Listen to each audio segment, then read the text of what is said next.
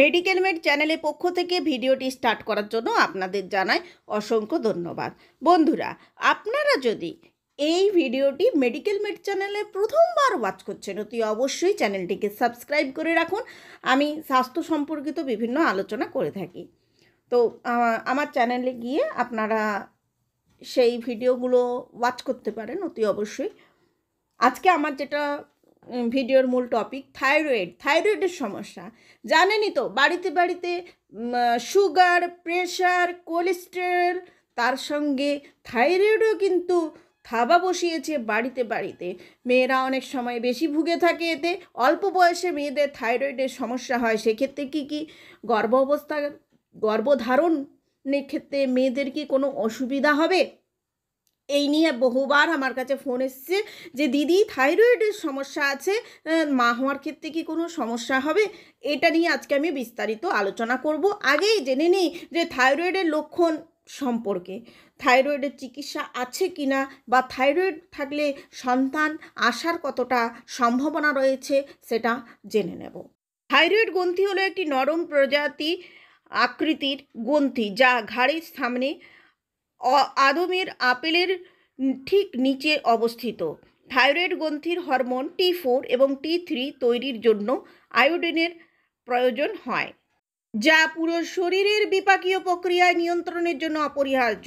Thyroid hormone উৎপাদনে pituitary গ্রন্থির মাধ্যমে মস্তিষ্কের দ্বারা নিয়ন্ত্রিত, যা থাইরয়েডের উদ্দীপক হরমোন নিঃসরণ করে। থাইরয়েড গ্রন্থি ব্যাধির শরীরের গঠন বা কার্যকারিতাকে বিরূপভাবে প্রভাবিত করে। থাইরয়েডের সমস্যা মহিলাদের মধ্যে 5 থেকে 6 গুণ বেশি সাধারণ।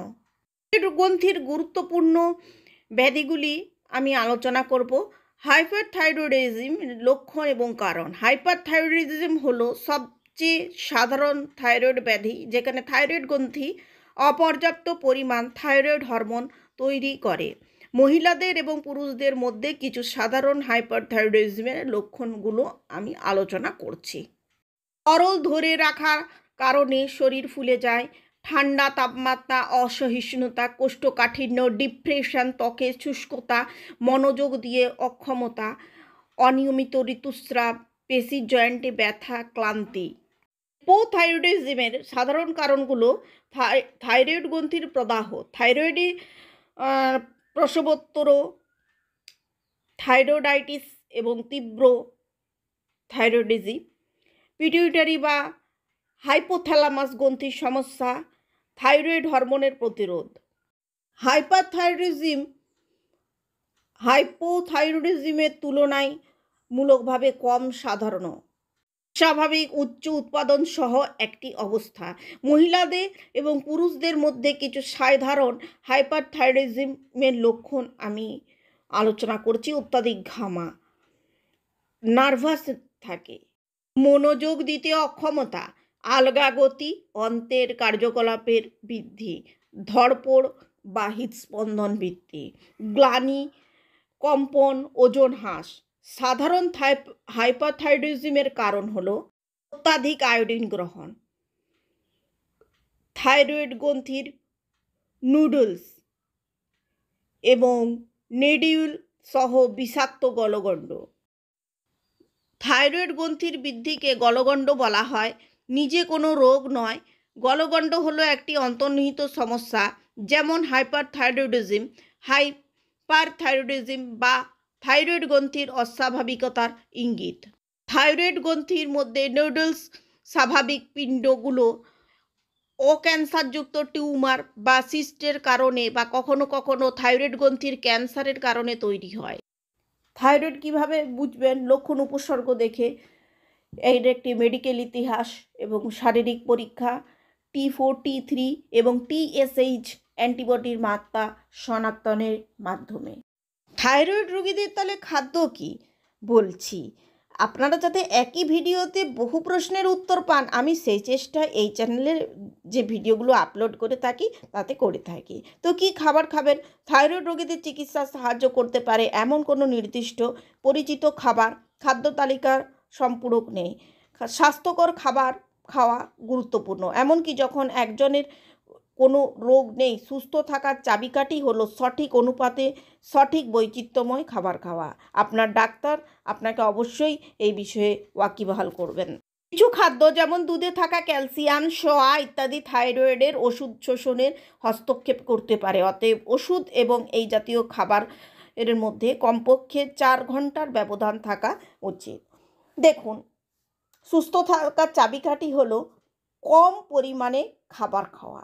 যদি আপনি কম পরিমাণে খাবার খান তাহলে পরবর্তী জীবনে আপনাকে ঠিকমতো আপনি ওষুধ এবং খাবার খেতে পারবেন। আর যদি বেশি খাবার খান তাহলে আপনাকে পরে ওষুধগুলোকেই খাবার মতো করে খেতে হবে।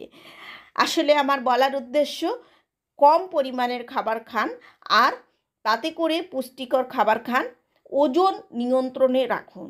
এটাই হলো সবথেকে বড় ট্রিটমেন্ট। রোগ আসার কিন্তু কোনো সময় নেই। আপনি বছরে পরীক্ষা করাবেন, পুরো শরীর হোল চেক আপ করাবেন। থাইরয়েড ধরা পড়লে নিয়মিত আপনি চিকিৎসকের পরামর্শ অনুযায়ী থাকবেন, ভালোভাবে পুষ্টিকর খাবারও খাবেন তার সাথে। আর কি খাওয়া চলবে, কি খাওয়া চলবে না, কোন ওষুধটা প্রেসক্রাইব করবেন, ডক্টরবাবুর সাথে কনসাল্ট করবেন সেই বিষয়ে। এবার আমি আলোচনায় আসি, কম বয়সে অনেকের থাইরয়েড হয়, তাদের কি বাচ্চা আসে? এই বিষয়টি আলোচনা করার পূর্বে প্রথমেই বলে রাখি যে থাইরয়েড নানান রকম সমস্যার মধ্যে সবচেয়ে পরিচিত হলো হাইপারথাইরয়েডিজম বা থাইরয়েড হরমোনের ঘাটতিজনিত রোগ। থাইরয়েড সংক্রান্ত রোগ বা ব্যাধির মধ্যে এই রোগ সর্বাধিক মানুষে আক্রান্ত হয়ে থাকেন।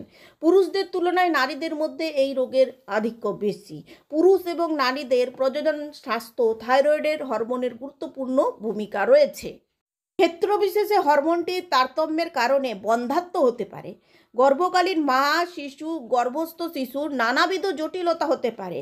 যাদের থাইরয়েডের সমস্যা আছে তারা একটা উদ্বেগের মধ্যে থাকেন, তারা মা হতে পারবেন কি না।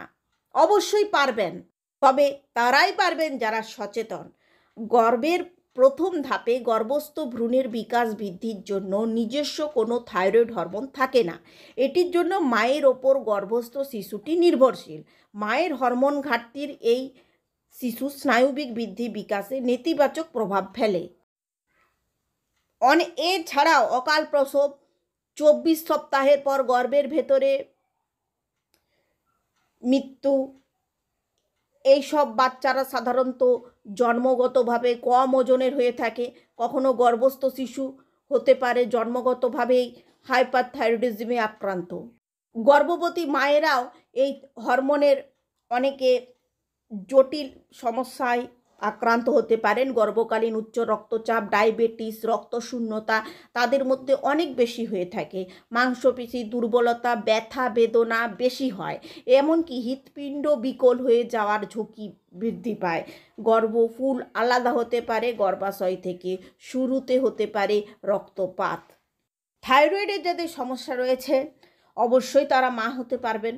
কিছু কিছু ক্ষেত্রে একটু দেরিতে হয়, বাচ্চা আসতে দেরি হয়। তো যাদের থাইরয়েডের সমস্যা রয়েছে নিয়মিত ট্রিটমেন্টে থাকুন। বাচ্চা পেটে এলে অবশ্যই ডক্টরের পরামর্শ অনুযায়ী চলুন। আপনাদের শারীরিক সুস্থতার কামনা করে ভিডিওটি এখানেই শেষ করছি।